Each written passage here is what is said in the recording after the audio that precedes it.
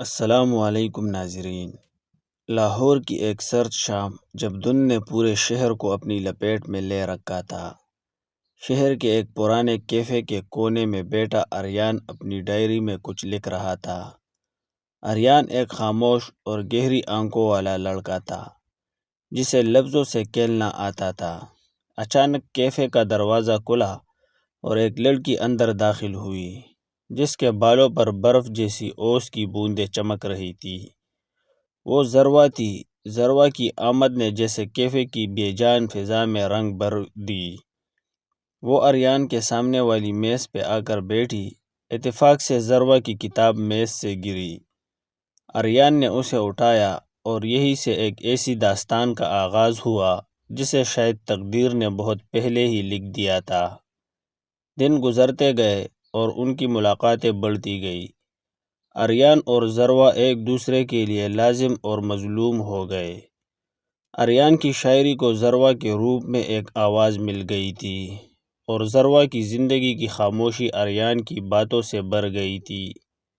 ایک شام دریا کے کنارے بیٹھ کر آریان نے ضروا کا ہاتھ تھام کر کہا، ضروا، اگر کبھی مجھے کچھ ہو جائے یا میں تمہاری نظروں سے اوجھل ہو جاؤں تو کیا تم مجھے یاد رکھو گی؟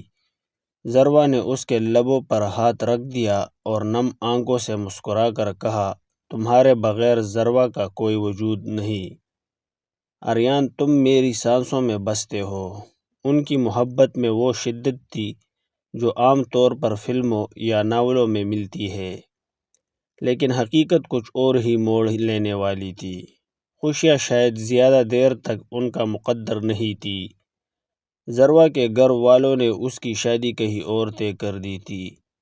ضروا نے بہت مزاحمت کی، روئی، چلائی، لیکن خاندانی روایات کے آگے اس کی ایک نہ چلی۔ دوسری طرف آریان کو ایک ایسی بیماری نے آ گھیرا تھا جس کا علاج ناممکن تو نہیں تھا لیکن بہت مہنگا تھا۔ آریان نہیں چاہتا تھا کہ ضروا اسے اس حالت میں دیکھے۔ وہ ضروا کی زندگی میں بوجھ نہیں بننا چاہتا تھا۔ اس نے فیصلہ کیا کہ وہ خاموشی سے ضروا کی زندگی سے نکل جائے گا تاکہ وہ اپنی نئی زندگی سکون سے گزار سکے۔ شادی سے ایک دن پہلے ضروا آریان سے ملنے آئی۔ وہ بہت پریشان تھی۔ اس کی آنکھیں رو رو کر سوج چکی تھی۔ وہ آریان سے بھاگ کر شادی کرنے کی ضد کر رہی تھی، لیکن آریان نے اسے بہت سختی سے منع کر دیا۔ ضروا، زندگی صرف جذبات کا نام نہیں ہے۔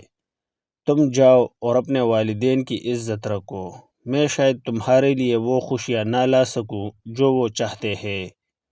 ضروا کو لگا کہ آریان بدل گیا ہے۔ وہ اسے بے وفا سمجھ کر وہاں سے چلی گئی۔ وہ نہیں جانتی تھی کہ آریان کے سینے میں اس وقت کتنا بڑا طوفان چھپا ہوا ہے اور وہ کینسر جیسی موذوع بیماری سے لڑ رہا ہے۔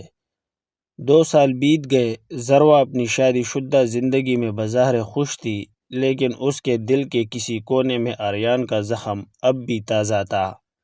ایک دن اسے ایک گمنام پارسل ملا۔ اس میں ایک پرانی ڈائری اور ایک خط تھا۔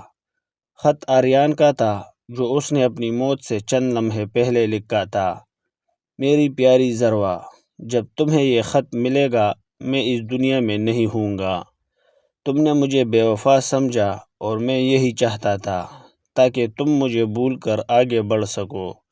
میں تمہیں اپنی بیماری کی اذیت میں شریک نہیں کرنا چاہتا تھا۔ میں نے ہر پل تمہیں یاد کیا۔ تمہاری تصویر میرے ہاتھ میں تھی جب میں نے آخری سانس لی۔ میری محبت سچی تھی، بس وقت نے ساتھ نہیں دیا۔ ہمیشہ خوش رہنا، تمہارا اپنا آریان۔ ضروا کے پیروں تلے سے زمین نکل گئی۔ وہ داڑیں مار مار کر رونے لگی۔ اسے احساس ہوا کہ جس شخص کو وہ سنگ دل سمجھتی رہی وہ تو اس کے لیے اپنی جان دے گیا۔ آج بھی لاہور کے اسی کیفے کے ایک کونے میں ایک میز خالی رہتی ہے۔ لوگ کہتے ہیں کہ کبھی کبھی ایک عورت وہاں آ کر بیٹھتی ہے اور گھنٹوں سامنے والی خالی کرسی کو دیکھ کر روتی رہتی ہے۔ محبت مرتی نہیں ہے، وہ بس شکل بدل لیتی ہے۔ آریان اور ضروا کی کہانی ادھوری ضرور تھی، لیکن وہ ایک ایسی وائرل داستان بن گئی جس نے سننے والوں کی روح کو تڑپا دیا۔